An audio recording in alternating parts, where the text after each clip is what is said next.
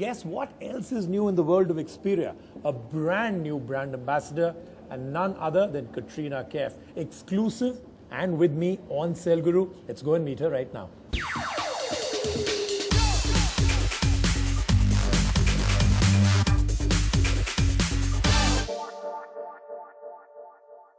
Katrina, once again, welcome to the show. We're very happy to have you here all the time because the chat is always great. But let's first start with what you came here for. Now, the phone from Sony is an excellent phone, but it's very different from what they've done till now. What do you think were really the good features, the great features that you were really, really excited about? They've got different features, like they have actually an edit, like it's a little thing which you can make your own movies. So for me, being on a film set, you sometimes have to give out certain information, like say for example, they're giving out like 1 or 2 pictures they want to give out. Right. Now when I have a smartphone, I can click pictures throughout the day. If there's something I really like, I can tell the producer, rather than, if they're doing a press release, can we just put this one out because I've got it right here, so you can make a little fun video if they want to do, nowadays a lot of times they do a movie like it's kind of like on Twitter, but it's the movie's official page or site or whatever you call it. So they upload fun things.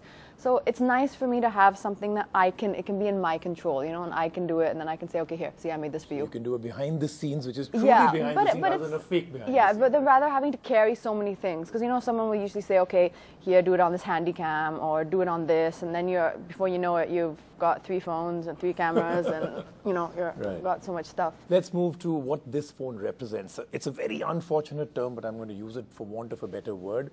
They call these phones, which are a little larger than normal, phablets, between a phone and a tablet. So people say because of the size of the phone, phablets or phones of this size are only for men. It's one of the... Would you say you find this big? For women, no. It's actually very nice because it's actually the right size. Some of the touch screens can be too small. Yes. So you spend your whole time writing your message, then deleting your message, and writing your message, and deleting your message. So this, I find the perfect size. Like, I'm able to type very fast. In fact, just before when we were waiting for you, note to everybody, I was waiting for him. That's how on time I am. So and you didn't scream at and me. I didn't scream at him when he was late. I was typing a message and my friend replied back saying, how fast you type. So I've actually realized that you can type faster. Too small and you're going like, you have to hit the T.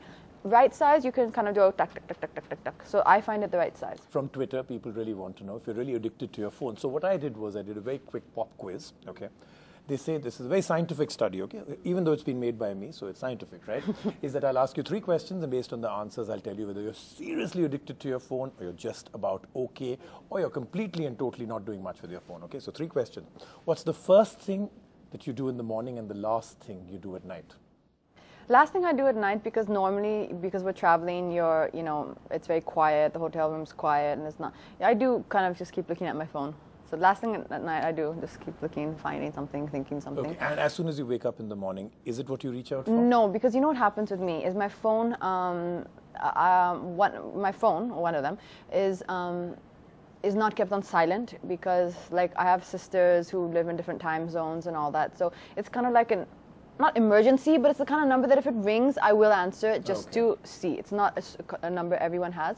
So normally that phone wakes me up at least once before the alarm clock. So I've already seen the phone, so it's not the first thing I rush to. In terms of, on the horror scale of 1 to 10, if I was to say, you see a smoky white thing in your room late at night, or you lose your phone, what's more horrible for you? No, the smoky white thing. Really? The smoky white thing. But it's losing the phone would come to a close second. Yeah. See, so we're getting there. I think that's the only thing that I find sometimes a little worrying about technology is things like that. Like people having access to other things which is yours, like your pictures, or that's the only thing which is a little. What truly terrifies you now between these 2 options? No chocolates for a week or no mobile phone for a week?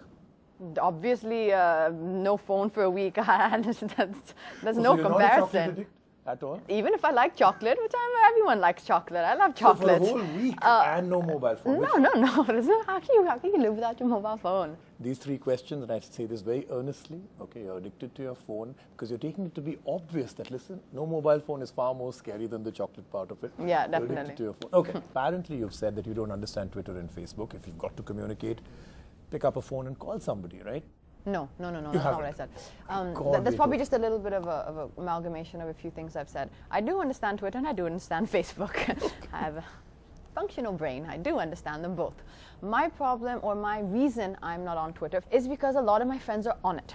So before I could get a chance to be on it, I had the experience to see what it was like for them to be on it. But the amount of abuse and comments which come on them, like even if it's one comment in 55, you know, like why do you want to put yourself out there? I don't know. I just have a problem with it.